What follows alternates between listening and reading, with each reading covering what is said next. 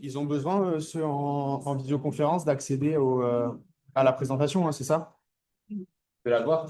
Et de la voir? Ouais, c'est ça. Oui, s'il vous plaît. Ok. Ouais, je suis désolé, c'est un petit peu particulier la configuration, mais c'est vrai que les Mac et tout, alors participer, j'arrête. Voilà.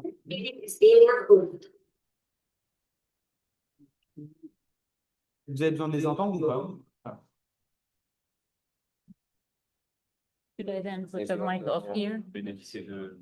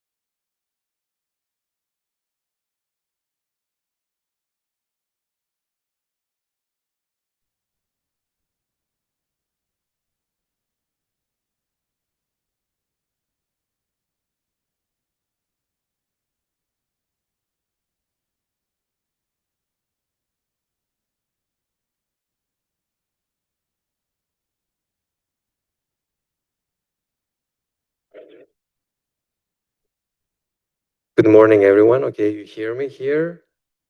So,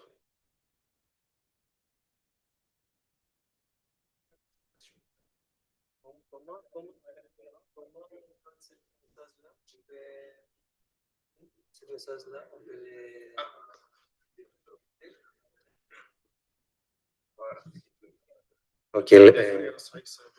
Non, mais merci. Non, ça va, ça va arriver. Ce dernier test ici,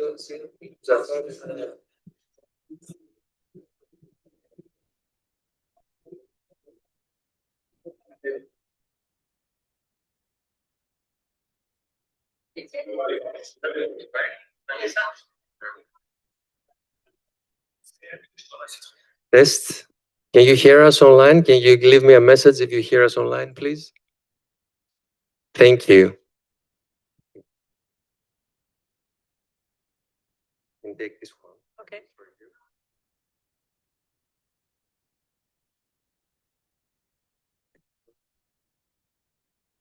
Okay, great. And it's all yours. All right, thank you.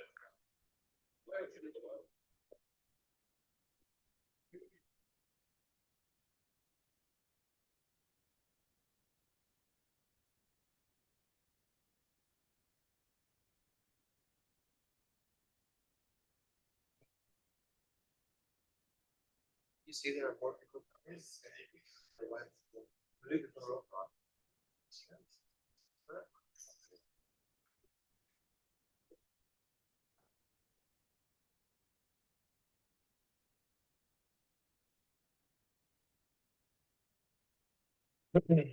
So again, good morning, everyone. Bonjour à tous. Thank you for joining us today to the THALER seminar of the year. Just again, a little technical check that I hope you can see me, so you can see also our speaker in a minute, and you can hear me online.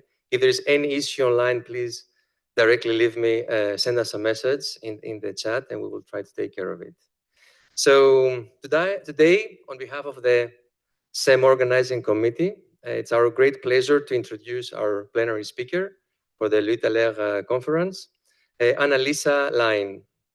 Anna-Liisa is a professor of plant biodiversity at the University of Helsinki in Finland, and she's a leading figure in the fields of ecology, evolution, and host pathogen interactions. She has obtained her PhD at the University of Helsinki with Ilkka Hanski, and since then she has held several research positions, including a professorship at ecology at the University of Zurich in Switzerland, before returning back to Helsinki, where she is now director of the Research Center for Ecological Change. Her work combines field studies, experiments, theoretical approaches to understand how ecological and evolutionary processes shape disease dynamics in natural populations. She's particularly well known for her research on plant pathogen systems, where she has provided fundamental insights into the maintenance of genetic biodiversity, pathogen adaptation, and ecoevolution dynamics of infectious diseases. Her research has been recognized internationally. She has awarded in 2012 the L'Oréal UNESCO for Women Science Award, and she's actually the first, what I found out, is actually the first researcher in Finland that she has been able to receive all 3 ERC grants, the starting grant, the consolidator, and the advanced grant. So we are very delighted to have you here today with us, Anna-Liisa, and I'm sure we're looking all forward to your talk. Please join me to welcome Anna-Liisa on stage.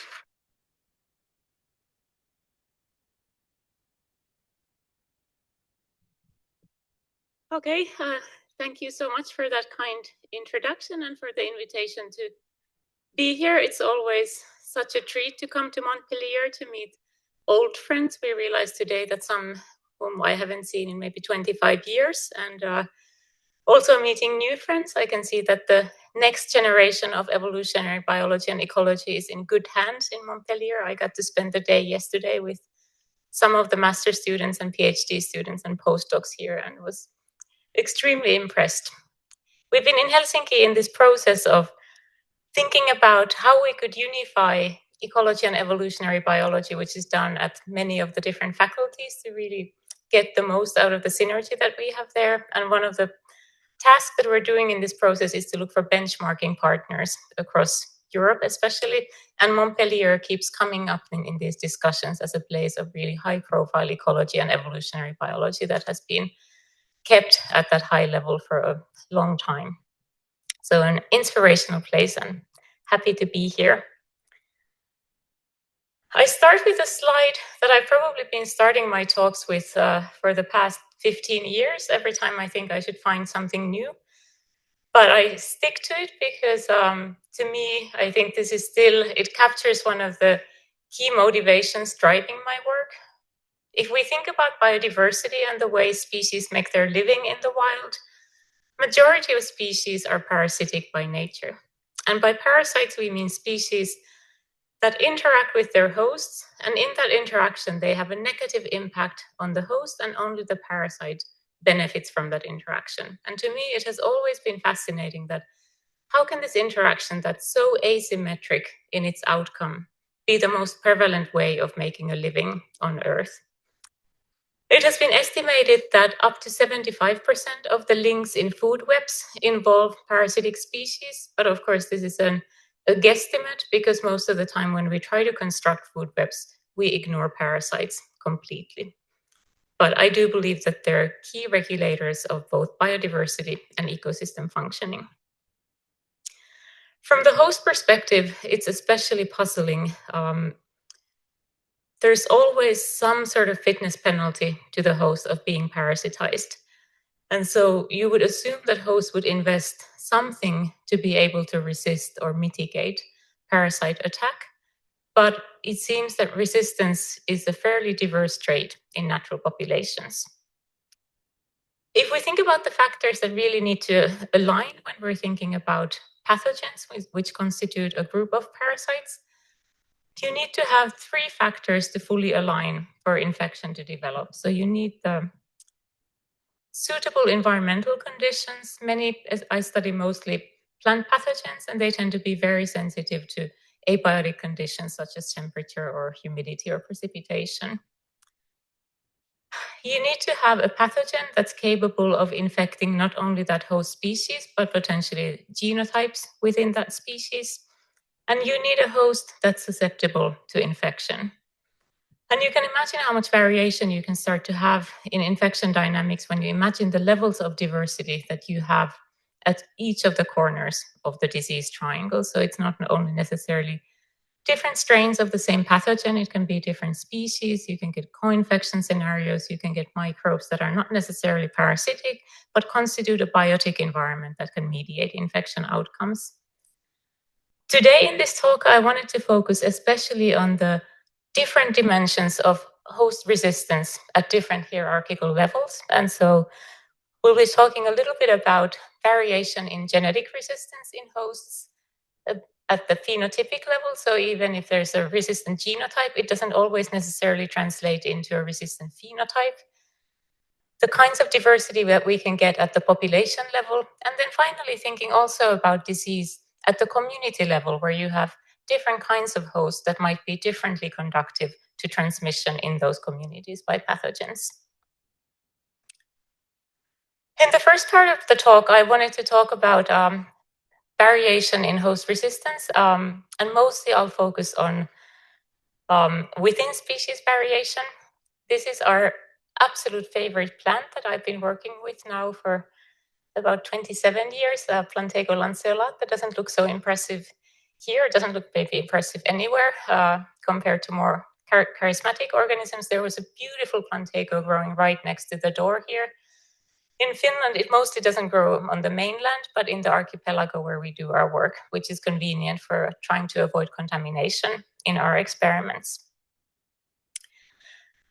So, back to the idea of variation in resistance. Already almost 15 years ago, we reviewed studies that had quantified resistance in plant systems, and we also quantified variation in pathogenicity in pathogen populations, but I won't be focusing on that so much today. We reviewed about, I think, between 40 and 50 studies, and in each of these studies, they found that there is variation in resistance, either among individuals, within a population, and some of it also building up to variation between populations.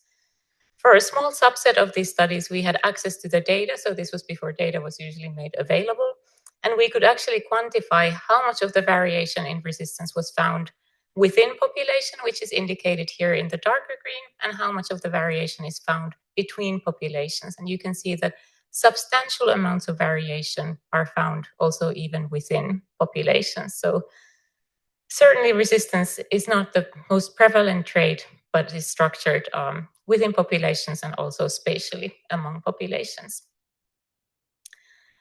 Well, it's an evolutionary dilemma. Why would you not be resistant if that would help you escape pathogen attack that could impose a cost to it?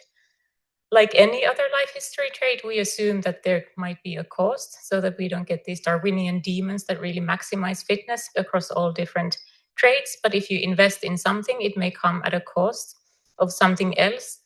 One of the most classic life history trade-offs that has been proposed is that between resistance and growth, with the basic idea that the more you invest in resistance, the more you suffer in growth parameters.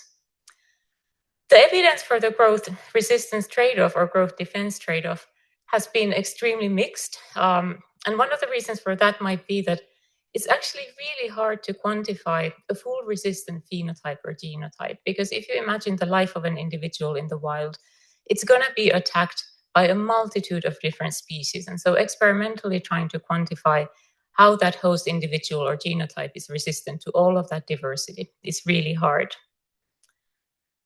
Over the past 15 years or so, we've started to understand quite a bit more about resistance in plants, and the so-called NLR genes form the cornerstone of resistance in plants to a wide range of pathogens.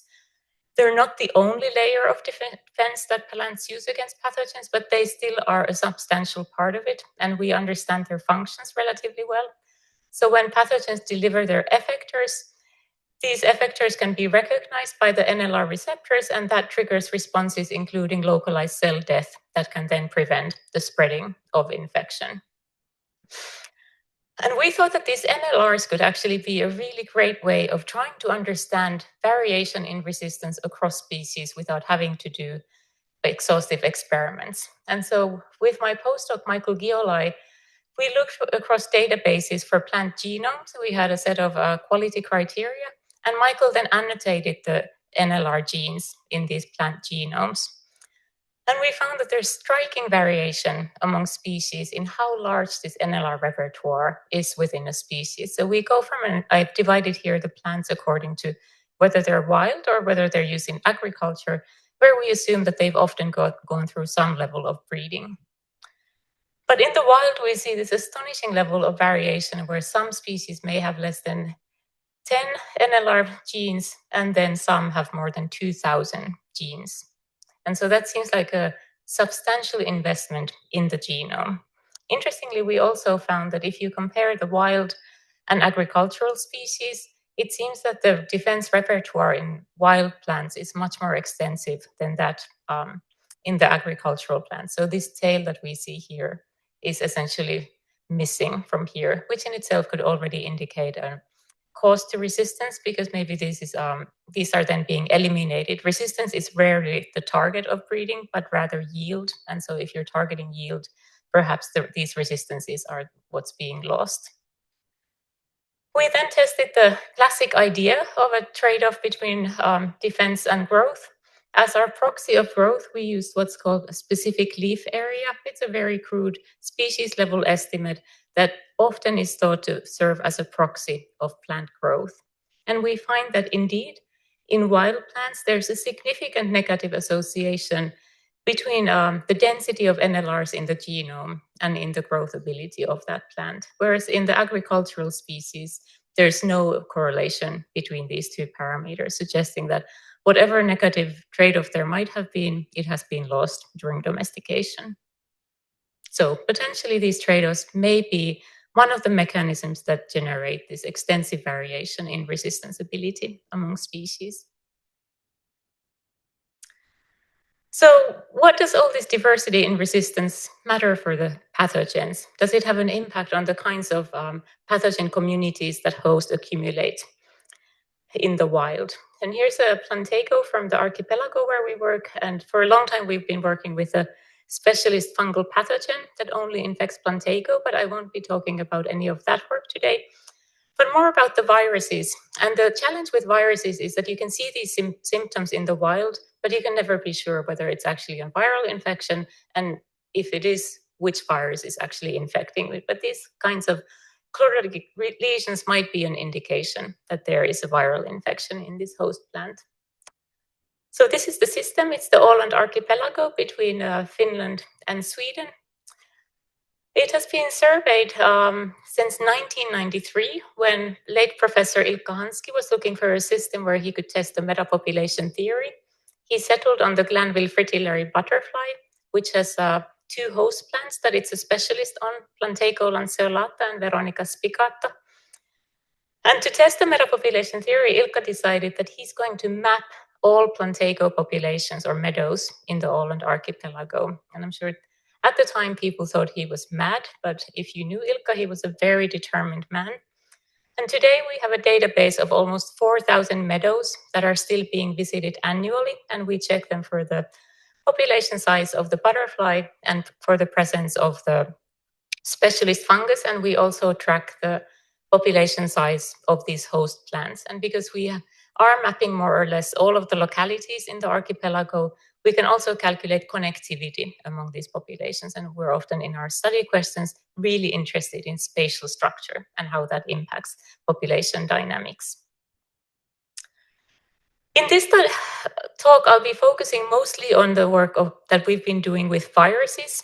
This is a study where we sampled about 40 populations across the archipelago, and we used small RNA sequencing to identify the viruses that are actively infecting Plantago in these populations. And the way you should be reading this graph is that the white area tells you the proportion of plant individuals in that population that didn't have any viruses infecting them.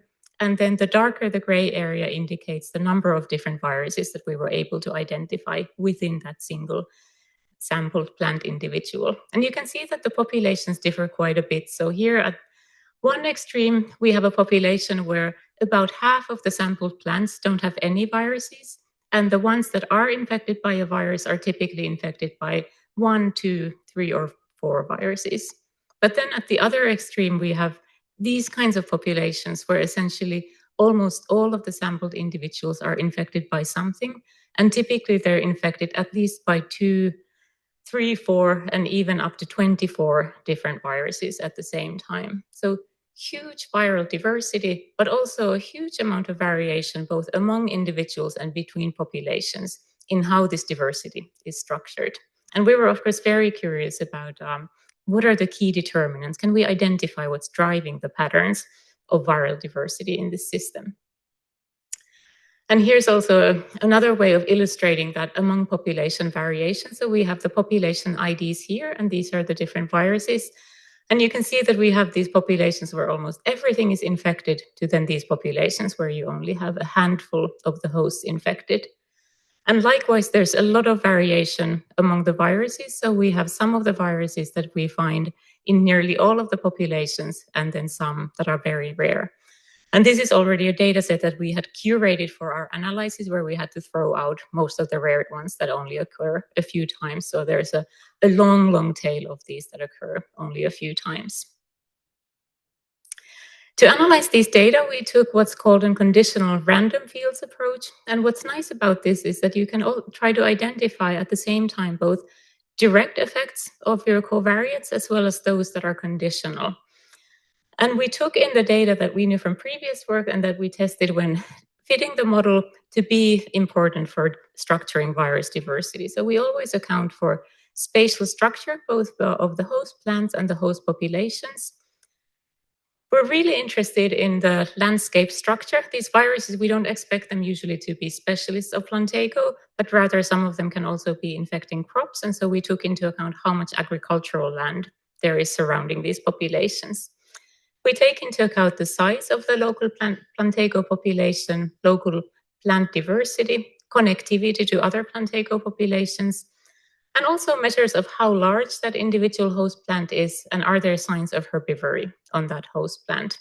And from these, we can start to identify if there are direct effects on particular viruses or whether there are even associations among viruses. So these kinds of species interactions that could be affecting the assembly process of virus communities.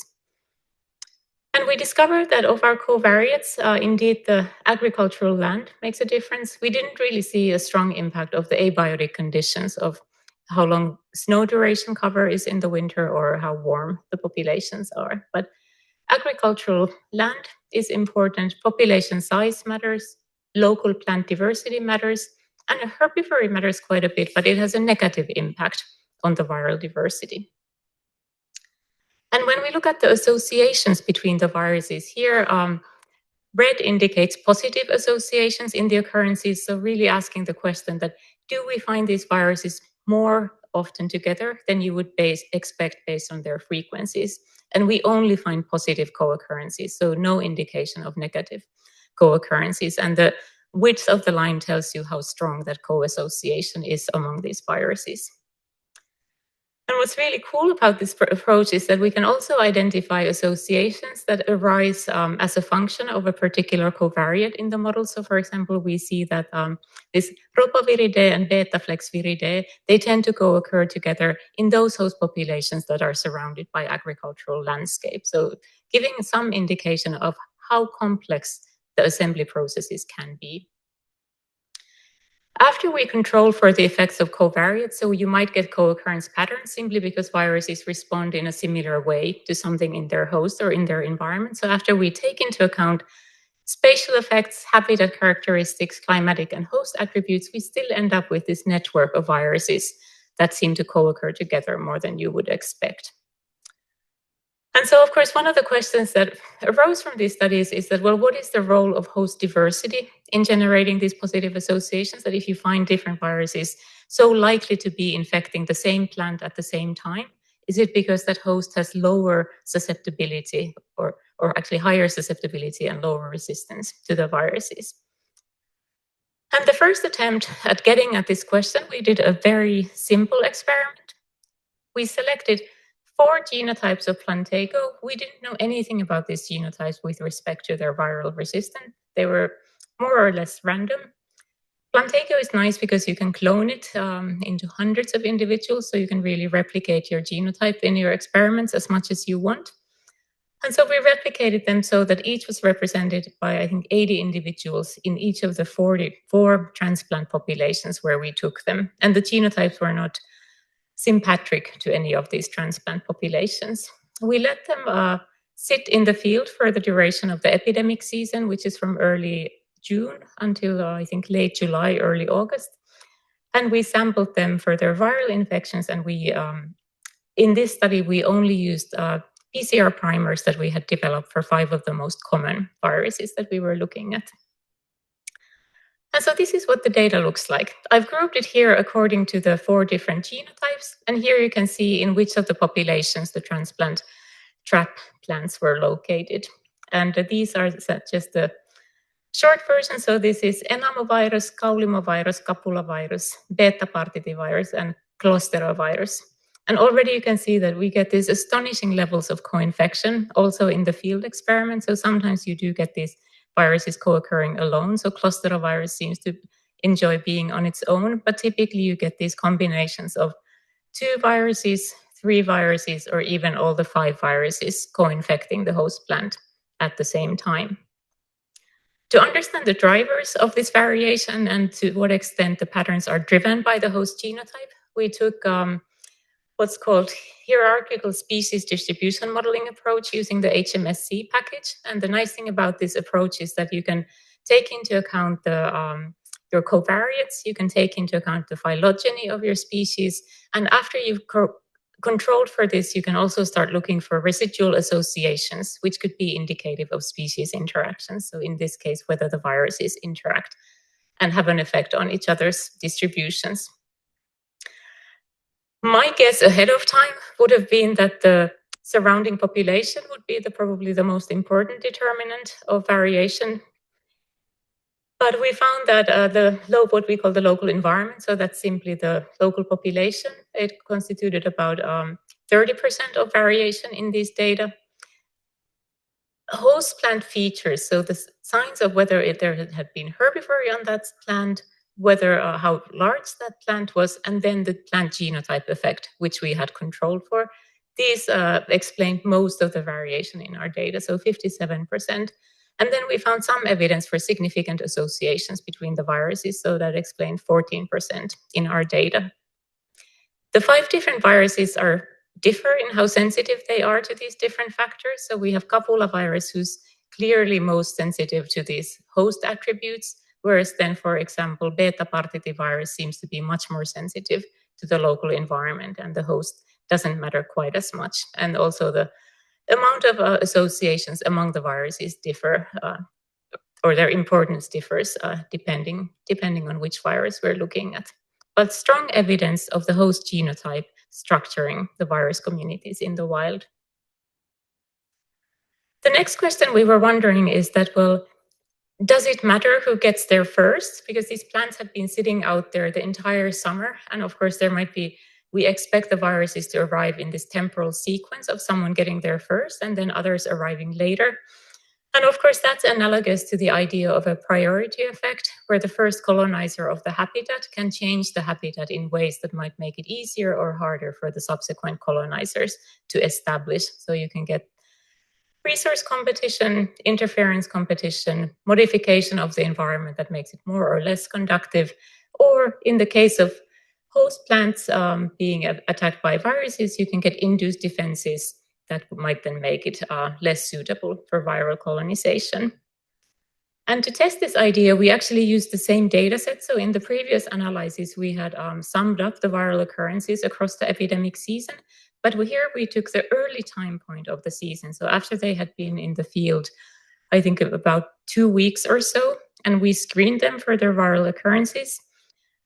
And we found that we could find plant individuals with no infection at that time point, individuals that were infected by beta partitivvirus, clusterovirus, and then this Plantago latent virus. And these were not exactly evenly, but all of them were distributed across all of the different host genotypes that we had. So we could still look at the effect of genotype while also checking for priority effects. And this is what the data looks like. Here we have the early season infection status. So these are the plant individuals that were not infected after they had been in the field for a couple of weeks. So they serve as controls in our experiment. Then these are the status of infection. So these are plant individuals that had clusterovirus at the beginning of the season, beta partitivvirus, and PILV.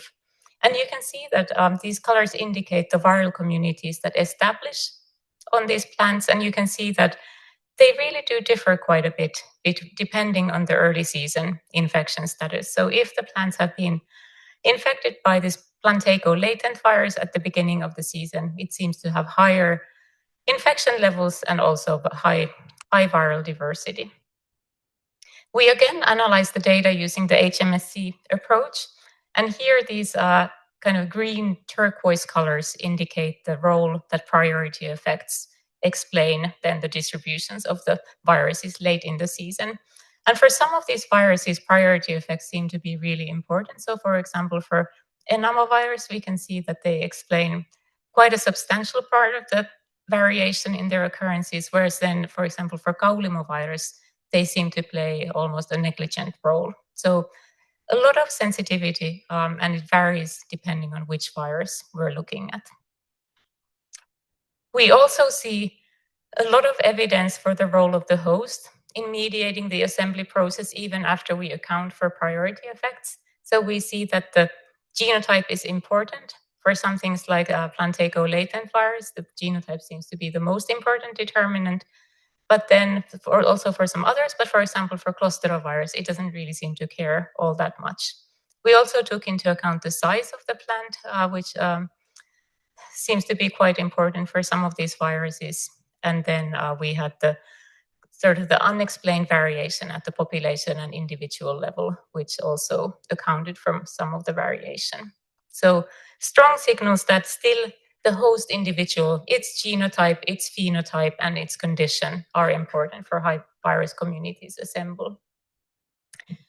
Here I have the model predictions of how we would expect viruses, each of the 5 viruses to respond, divided for each of the genotypes and who was the first colonizer. So that would mean 3 times these panels that I'm showing here, but I thought it might be a bit tedious to walk you through all of these. So I'm just showing you an example for one of the viruses. So this is data where beta partitivvirus was the first one colonizing these plants early in the season. And these different colors indicate the 4 different genotypes. The light color indicates a predicted probability of no infection by the virus that it's in each of these panels. And the darker color indicates a positive infection by these different viruses. And you can see that the 5 different viruses really differ in their sensitivity to this first colonizing virus. So PILV, the Plantago latent virus, seems to be highly sensitive. It seems to really facilitate sequential infection.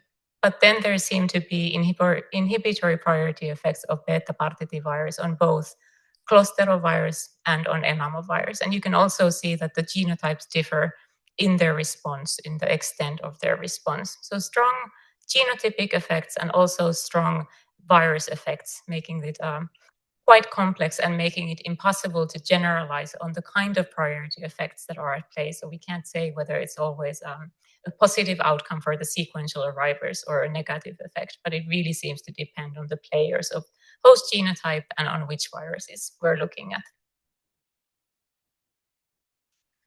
So up until now, everything I've told you, we haven't been able to account for the fact that these viruses, we expect them to be vectored by an active agent that takes the virus from one host to the other. Whether these are aphids or thrips or something else, we don't really know, and we don't study them in detail. But so the big differences we see among host genotypes and host individuals could be an indication that there's variation in resistance, but it could also be an indication that these plants simply differ in how much they're preferred by the different vectors. And since we really wanted to get at the resistance itself, we did a controlled inoculation experiment where we put the viruses into the plants ourselves. So we had a set of 24 Plantago genotypes from 4 populations, and we did a first round of inoculations where they were inoculated by either clusterovirus or enamovirus or our control treatment. And this allowed us to answer the question that, is there variation in virus resistance among these genotypes?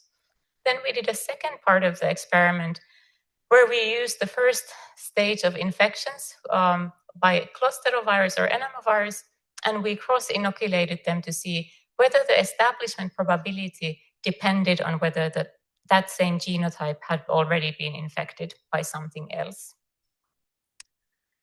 And we found, I guess, pretty much as we had expected, that there is variation among the genotypes. So we have the genotypes lined up here, and here we have the proportion of infected individuals for each of the genotypes for the 2 viruses. And you can see that some are highly susceptible. Whenever there's a bar missing, it means that there weren't any infections that we could identify, suggesting full resistance.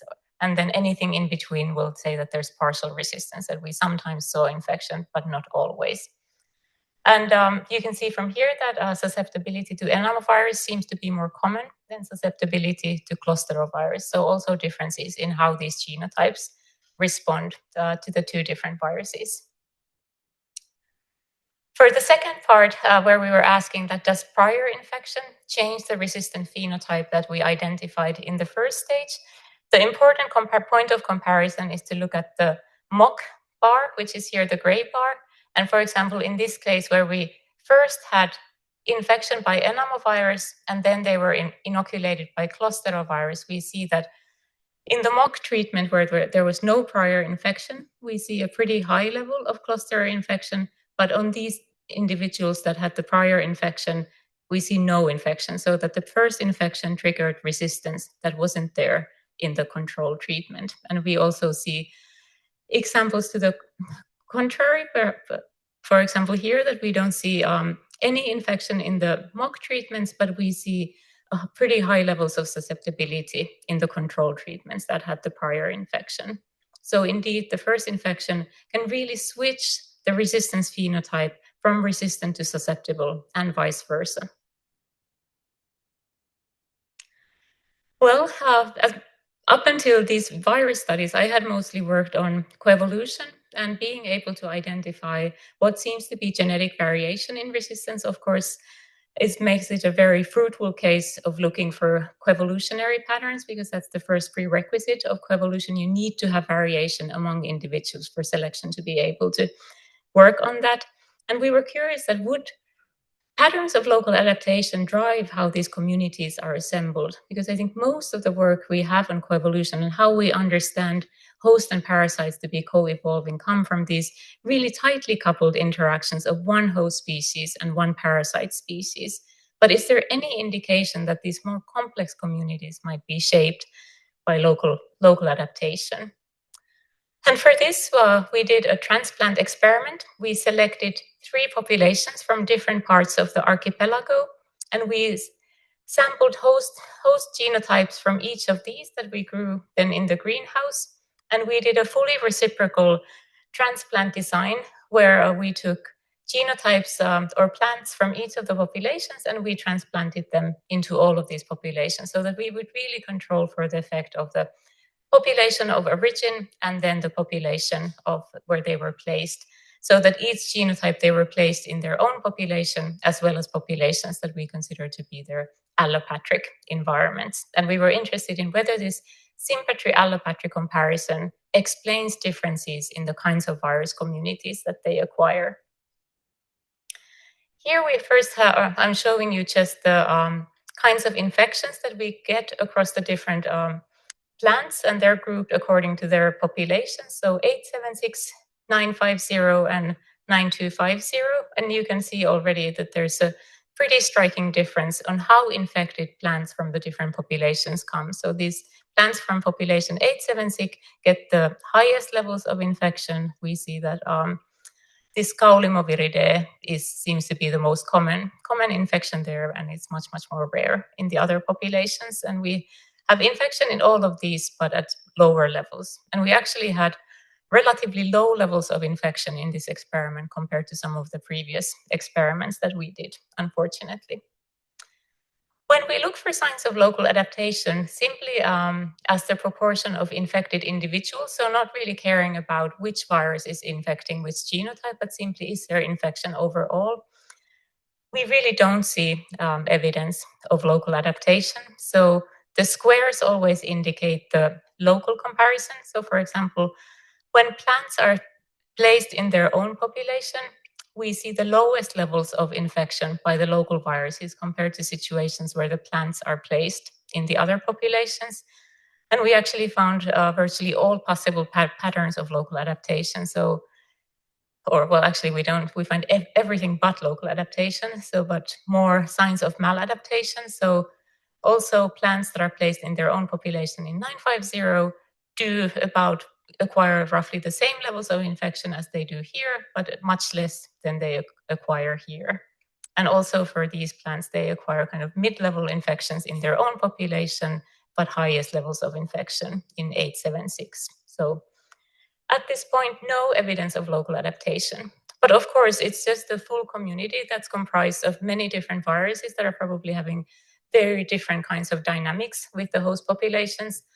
And so we then next moved to look at how the different viruses were responding to the sympatry-allopatry combination. And again, we took the HMSC approach that allowed us to control for the covariates and control for associations among the viruses. And we find that most variation across all of the most common viruses that we detected is explained by the maternal line and then some also by the seed origin population. So variation that wasn't captured by the maternal line. Nearly all of the explained variation for some of the viruses like Kaulimoviridae. Plant size again seemed to play a role. Herbivory explained a teeny tiny bit of the variation. For two of the viruses, Dymoviridae and Potomyaviridae, we find some evidence of this sympatry-allopatry classification having an impact on where they are found, but not if you compare it to then the effect of host genotype, nothing substantial. So there seems to be really differentiation among the host genotypes, among the host populations, but not in a consistent way that would be going in the direction as predicted by coevolutionary theory. Okay, so to sum up the virus work that you've heard so far. Well, first of all, the Plantago populations in Åland, they host a really diverse and rich virus communities. So you tend to find viruses in all of the populations, and in some individuals, you can go up to finding up to nearly 25 different kinds of viruses. They really like to co-occur together, so multiple infections tend to be more common than single infections in these data. Every single experiment that we've done so far, almost to a kind of boring extent, highlight the role of the host genotype, the host phenotype, the host condition. So levels of herbivory seem to be quite important for this system. We do see a strong signal of the arrival order of the viruses, so it seems to explain variation that we see in the field experiment, and also in our test when we control for the inoculations in the lab, we can see that prior infection can really switch the resistance phenotype. And we see a little bit of a signal for coevolution in these data, but it doesn't seem to be a major player, or at least that's something we can conclude based on these data, but I would be tempted to look for it again with higher levels of infections overall, because so I think that in this particular data set, our ability, just the power was quite low. Okay, then let's jump to a different study system. This is a fairly new study system that we've been working on since 24 in the lab. Of course, for Northern European people, it's a very familiar study system of the boreal forest. And in this work, we're really interested in how important is the host community for infection dynamics. Because we tend to focus, well, I have tended to focus on single plant species, but of course they're always embedded in a community context, and we would expect for many pathogens there to be transmission among hosts within that community. And so the surrounding community identities and composition we would expect to be important for disease dynamics. This is captured by what's called the dilution hypothesis. And what the dilution hypothesis predicts is that as diversity of the host population increases, disease risk of individuals within that community decreases. The opposite of that would be what would be called the amplification effect, which would predict that as host diversity in a community increases, then disease risk of the individuals increases as well.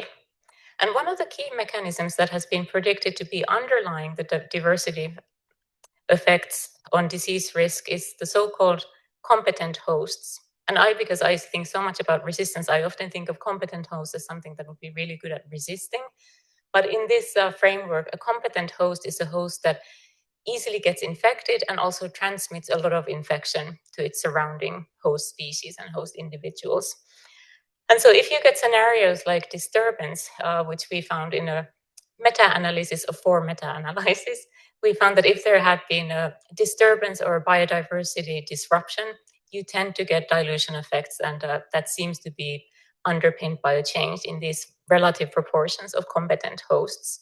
But it's a highly debated hypothesis, and I have no idea how many meta-analyses. So at the time when we did, there had already been multiple, and I think since then there have been multiple more. And one of the things we can say for sure now is that dilution effects are highly context dependent.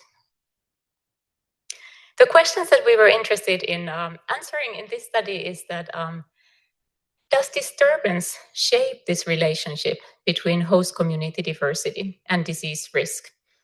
And so we expect that there could be also a direct effect of disturbance on disease. So it could create different conditions, for example, for abiotic variables that can be important for disease. But you can also expect disturbance to have impacts on the host community and different dimensions of the host community. So it's taxonomic diversity, phylogenetic, or functional traits. And so the effects can go through the changes in host community or directly. And we were really interested also in this idea that are the transmission pathways altered in the host communities as a consequence of disturbance? We've decided to work in the boreal forest system. It's a key ecosystem in Nordic countries in Europe. So for example, in Finland, forests cover about 80% of land. And so what happens to our forests really determines what happens to our nature and to our ecosystems. But the boreal forests are also very heavily managed. They're managed by clear-cutting regime, so that by the time they reach a certain age, they tend to be completely clear-cut. So this is an example of a clear-cut that probably even has a pretty good sustainability certificate. It leaves a few meters of trees surrounding at the water border. It leaves a few so-called sea trees standing, and leaves some trees lying on the ground to generate this deadwood mass that some fungi depend on. And so this is what the landscape looks like in the Nordic countries. You have forests, and it's a mosaic of then clear-cut sites. Luckily, in Finland, the history of clear cutting is well documented. So we started the national forest inventories after the First World War. And so we have about 10,000 sites that are surveyed in 5-year cycles, so that by you reach the end of 5 years, you've done all of them and you start a new round. So we have detailed information on when these sites have been cut. We set up a large survey. This is actually a combination of several different projects where we collaborated with others. We're really interested in that. How do these clear cutting dynamics change diversity at different trophic levels? So we're looking at the forest understory plants. We're looking at their associated microbial communities above ground, below ground. We're looking at insect communities. And we're really interested in how changes across these different trophic levels then translate into ecosystem functions at these sites. And so this is the team in sometimes very heavily mosquito conditions, acquiring the data, going from southern Finland to northern Finland. So here you can see the range of these sites. We have about 140 different sites. The dark green ones are the so-called undisturbed, uncut sites, and the light green ones are the sites that have been cut, and we used age categories. So typically the cut sites had been cut about 20 years ago or so, and the unmanaged sites hadn't been cut for 70 years, typically more than 100 years. And we had a sampling scheme at each of these sites. We had 4 quadrants in these. We identified all of the plant species and their cover so that we could get the community composition at these sites.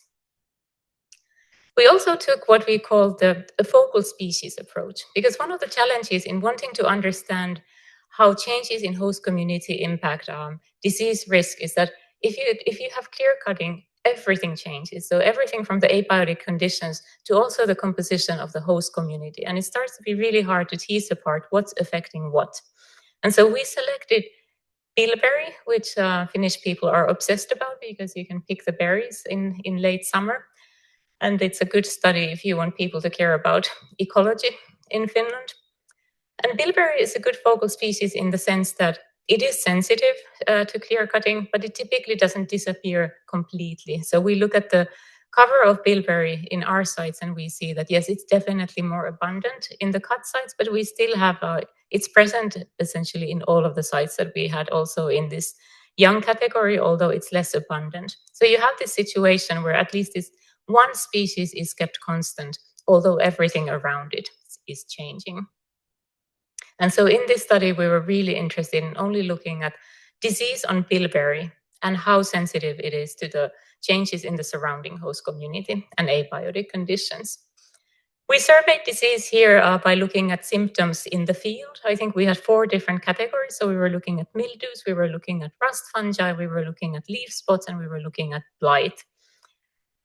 I'm not too worried about whether we got them in the right categories, because overall we're just interested in the amount of leaf tissue that shows some signs of symptoms and damage.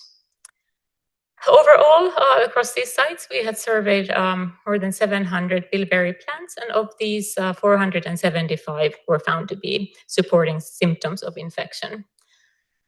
There's a slight difference in infection prevalence between the cut and uncut sites. It's obviously not huge, but it's quite interesting because if you remember back to the previous site, this host plant is much less abundant in the cut sites than in the old sites, but still they seem to have a slightly higher disease prevalence than in the old sites. And we see that the plant community surrounding bilberry changed substantially. If you're used to thinking about tropical forest, the pattern that you see here might be a little bit surprising to you, that in fact clear cutting tends to increase understory species diversity. That's the kind of boreal old growth forest vegetation is not particularly diverse. It tends to be dominated by these woody shrub species like bilberry. Whereas when you cut the site, you open it up for colonization by grasses and other types of fast growing species, and you get this peak in diversity that then starts to slowly decline with time. And so we see that effect both for species richness and then Shannon index that counts also for evenness of the species. When we wanted to understand what are the key drivers of disease risk only on bilberry, we took into account host cover. We took into account the 3 different dimensions of host diversity, so phylogenetic diversity, taxonomic diversity, and then functional trait diversity. We took into account the site type, so whether it had been recently cut or not. We took into account the soil CN ratio. Our previous studies have shown that this can be one of the most important parameters describing the site types. We also accounted for temperature and precipitation, and we included in the model significant interactions.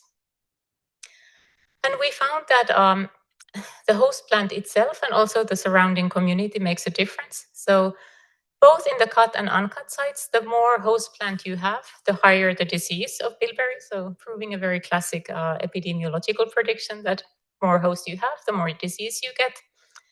Interestingly, we found that increasing phylogenetic diversity also increased resistance risk. You could have the opposite to be true as well. If hosts are very different from each other from an evolutionary perspective, you might expect less transmission, but here we don't see that effect.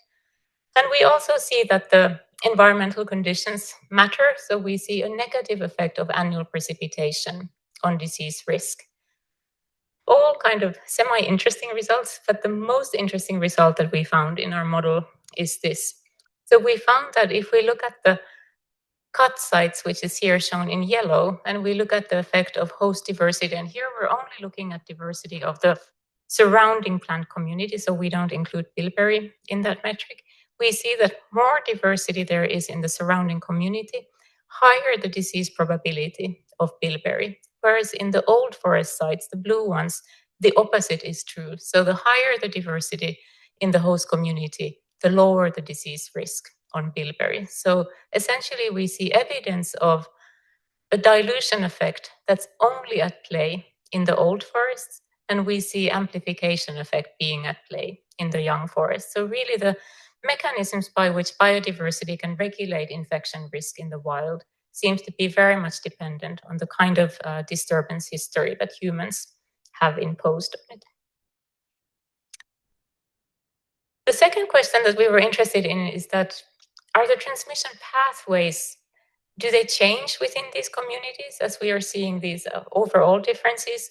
And our hypothesis is that in these cut forests, you get species that are really the typical fast-growing species that don't invest so much in their defenses. Unfortunately, we don't have actual data on that, but we do see that the associations of plant species in the surrounding community and whether they significantly associate with disease symptoms on bilberry really depend on the management history of the site. And so again, we took the HMSC approach, which is, if you're not convinced yet, it's a very handy analytical tool for multi-species models. And after we had control for the environmental effects and the site history, we could start to look at residual associations between symptoms on bilberry and the surrounding plant community species.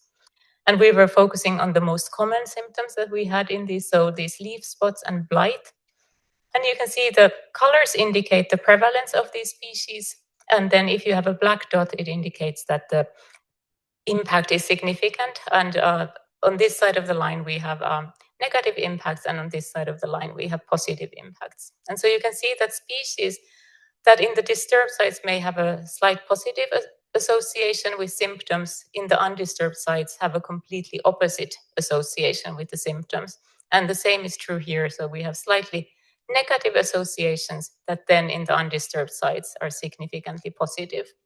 And also if you look at compare the disturbed and undisturbed for blight symptoms, we see that although the direction is similar, they're only significant in the disturbed sites and never in the undisturbed sites. So it's suggesting that the role that the surrounding plant community plays in how infected these bilberries become seem to really change, and both in the magnitude and also in the direction, depending on the site management history.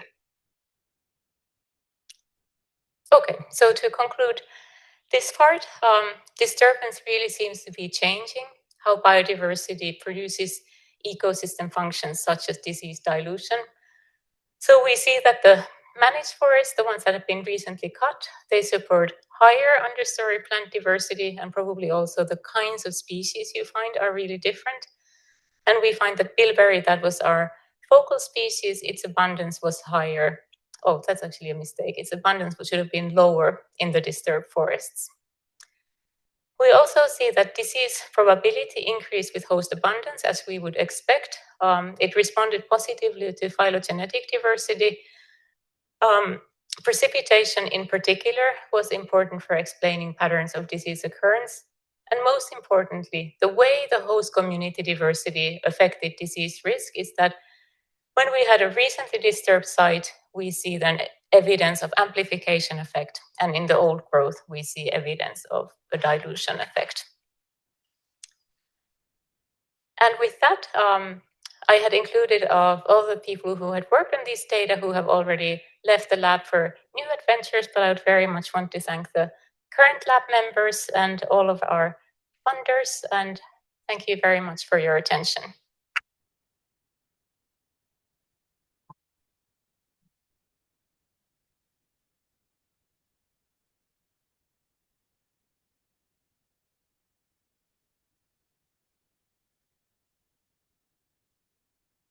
Thank you, Anna-Liisa. The floor is open for questions. Also for the ones online, already there are some questions. You can still shoot in your questions in the Q&A.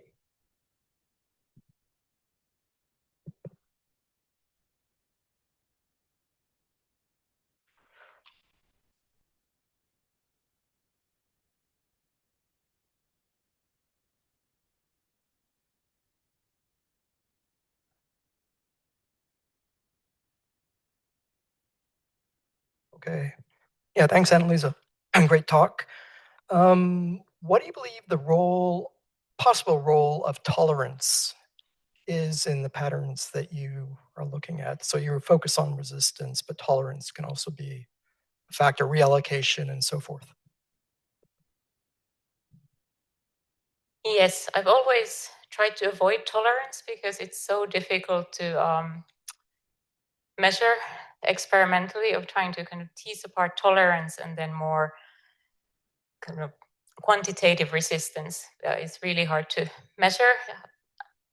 I think it definitely plays a role. I think tolerance, for example, is probably one of the key features of these competent hosts in communities that could be almost considered the super spreaders that keep infecting others, and also for the virus prevalences. So we see that we have this handful of viruses that are really common, and then some that are very rare. And it could be possible that tolerance is the way that these common viruses are maintained in the system. And of course, we also don't know. So we identify these viruses based on small RNA sequencing of the plant small RNA, so indicating an active defense response on the side of the plant.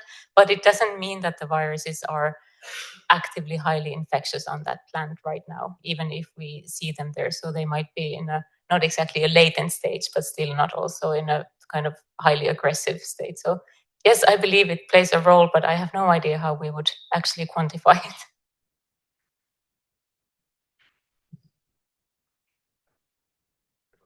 Hello. So I have a question about the effect of diversity that you find. So you contrast the old and the young population. So do you have an understanding of why you get opposite patterns in different with the age? So we haven't looked in detail into the traits of the plants that are found in these communities. My hypothesis would be that the plants you get in the young forest after clear cutting, they tend to be more close to this kind of R strategy, fast growing and invest less in defensives, and hence they could be really conductive to infection in the local communities, whereas then the old growth forests, they tend to be characterized by these long-lived plants that might also be investing a lot more in defenses. So that's our working hypothesis.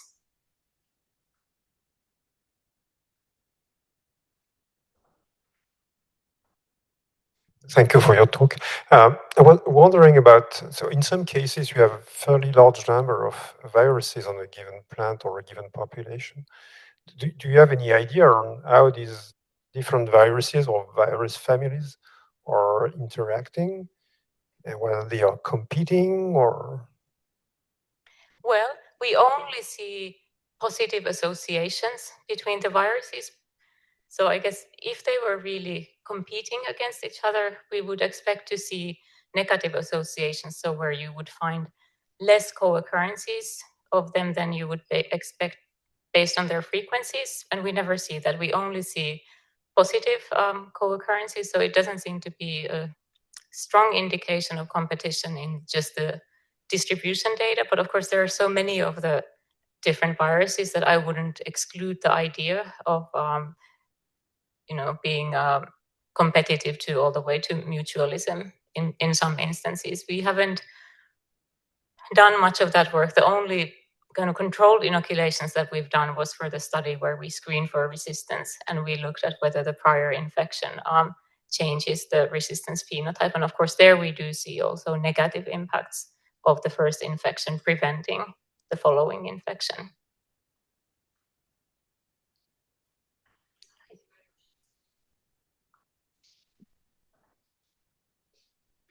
Hi, Anna-Liisa. Thank you very much for your talk. I'd like to go back to this question of resistance versus tolerance. And let me preface my question by saying I don't know anything about plants. But it seems to me like the question of tolerance is something like it's a chapter in the story that seems to be missing. I was thinking in particular with your local adaptation experiments that you looked at resistance. I don't know whether your resistance was like binomial, was yes, no infection, or whether it's quantitative. It's infected or not by a particular virus. Yeah. Okay, but the way that you could look at, the way we usually quantify tolerance is by providing a single dose, so like a given dose of a parasite, and then you're just looking at fitness of the plants, and you can do that to look at within genotype variation or between genotype variation. And I think that would be an interesting thing to do, because you could then also look at whether, I mean, there's been studies, for example, in Plasmodium, where I work with, where you can actually see trade-offs, not only between resistance and growth, but you can find trade-offs between resistance and tolerance. Yeah, no, I fully agree. I think tolerance probably is a component of it. The reason why it gets complicated is that you can give the same dose and you can measure what happens to the plant. But plants tend to have, in addition to this kind of ability to resist or not type of mechanism, they also tend to have more quantitative resistance, where they can also just suppress infection levels. And that's a little bit different from tolerance. So I guess tolerance would be if you would have the same level of titer and you would then have different outcomes. And if you would have the same level of titer and you would have a genotype that does better than another genotype with that same level of virus titer that would do worse, that would be tolerance. And so teasing apart tolerance from this more quantitative resistance is hard. It's not impossible. So we could inoculate with the same dose. We could have PCR primers, quantitative PCR, where we could track the titer and then see how that changes, and then start trying to tease the fitness consequences. But it's so much work that we just haven't done it, and I'm not sure if we will. But if anyone else wants to do it, we would love to provide the material. We have also some questions online. We will try to do it, I don't know, technically, if it works. Otherwise, I will read the questions. Okay, so.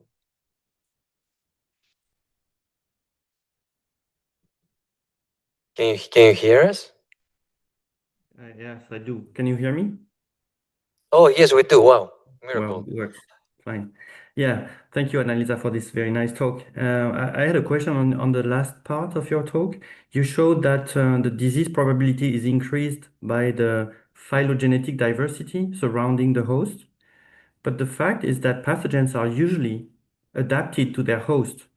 And therefore, I would think that the phylogenetic diversity surrounding the host is irrelevant to the pathogen, because the pathogen is anyway not adapted to those plant species surrounding the host. So how do you interpret this observation you make that the disease probability is increased by the phylogenetic diversity surrounding the host, despite the fact, again, that pathogens are usually adapted to their host and not to the non-host?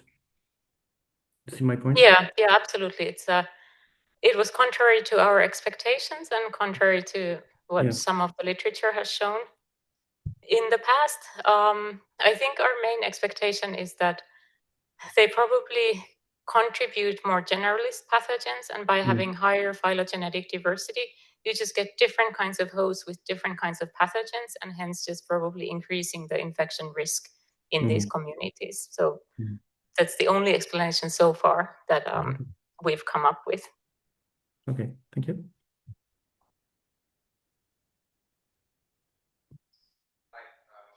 Thank you for your proposal.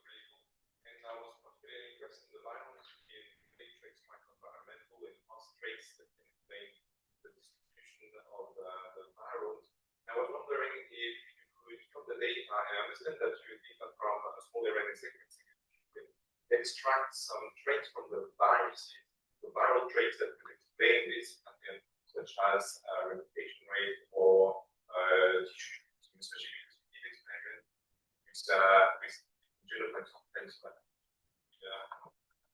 Yeah, I agree. I think that would be super interesting.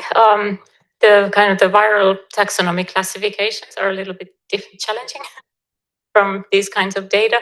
So it can be a little bit hard to get information on their lifestyle or ecology that would really be reliable, but it's something that we're definitely interested in. And in fact, we have a local collaborator who's interested in exploring the sequence data in more depth to see what more we could learn than just this crude classification that we've done so far. So I'm also extremely interested in that aspect. Before asking your next question, please speak up a little bit because people online, they cannot really hear you when you ask your questions. Thank you.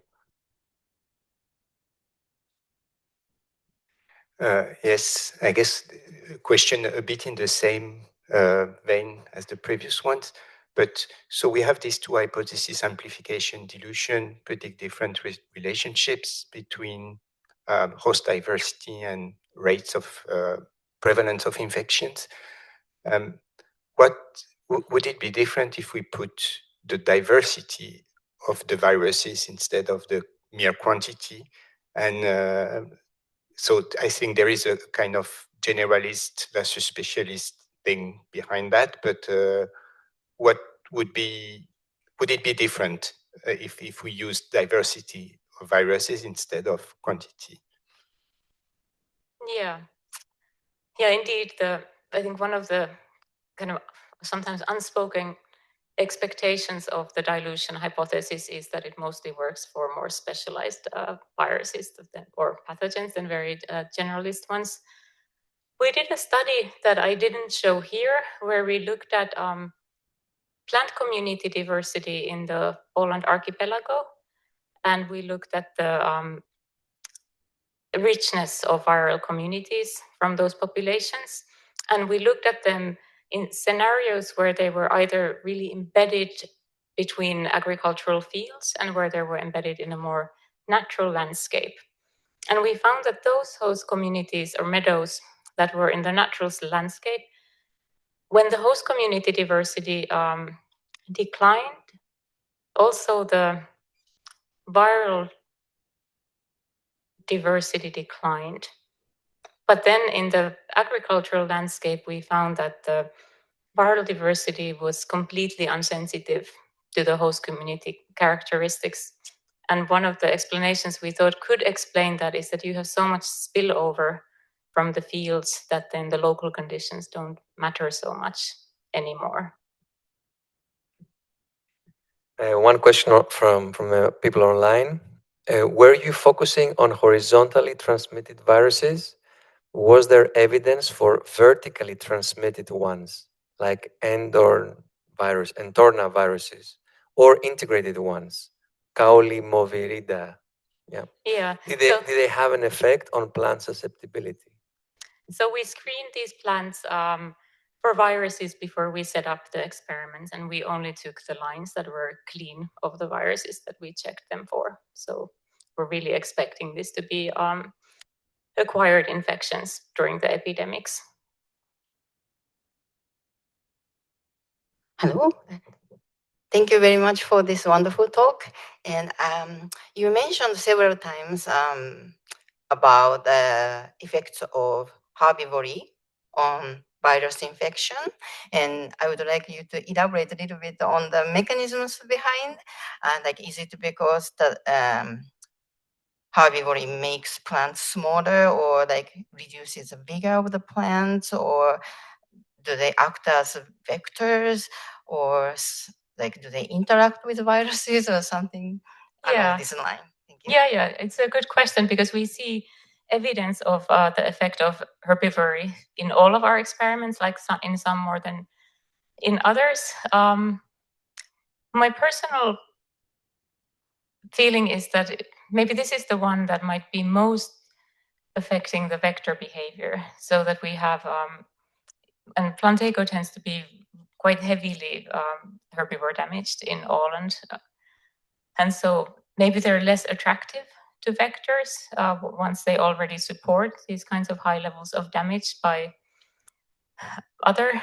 I don't think the herbivore damage that we see is that's done typically by the viruses. So, for example, this weevil chewing is one of the most common damages that we see, and I don't think weevils don't transmit viruses. Another possibility that I think could be at play is that the herbivory induces some sort of defense responses in the plants that might make them then a little bit less sensitive for viral infection. So I would think that those are maybe the two most important, because I think Plantago is pretty good at just generating new leaves if it experiences biotic stress in the field, so that I wouldn't, at least within a growing season, I wouldn't expect strong changes in the size of the plant, although obviously there's a loss of leaf tissue to herbivory.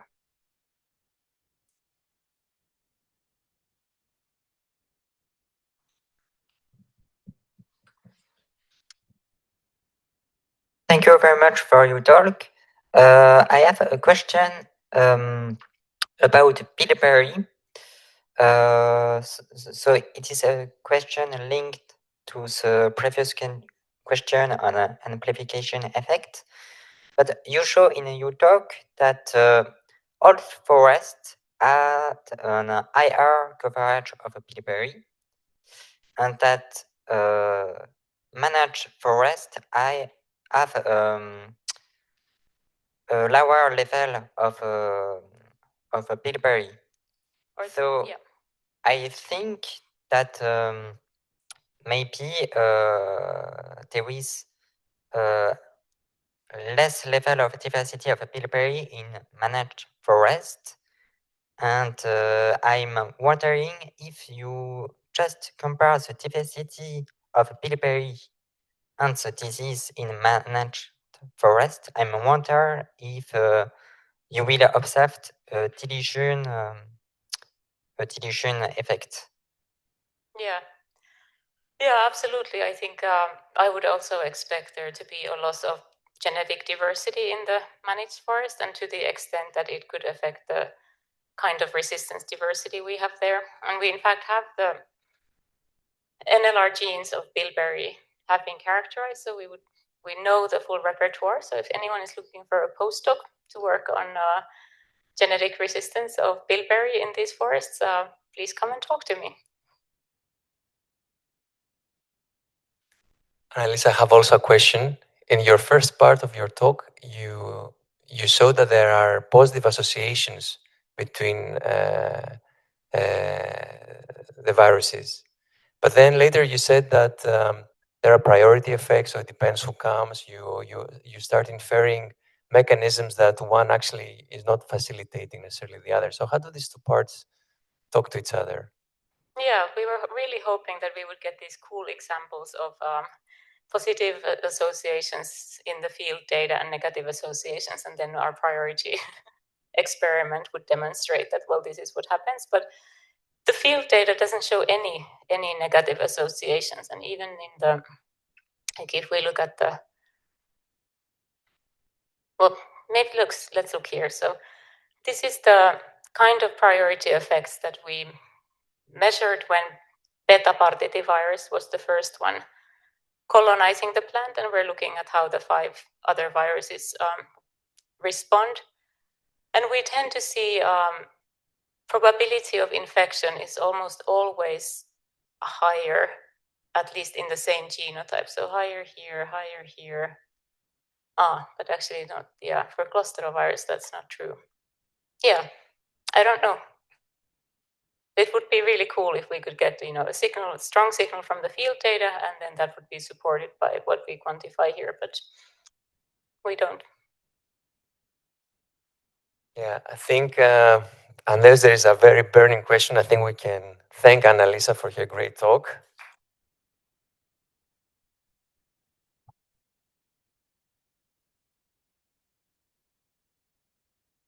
And the fun doesn't stop now. We are all invited to have lunch together, right? Where is that again? Where is it? Where they're following us? Where are we going? I don't know. We're going to the Terrain d'Expérience. If you don't know where that is, like I don't know, so you just follow us outside, and we all go together, maybe. Yeah. Okay. Thank you very much again.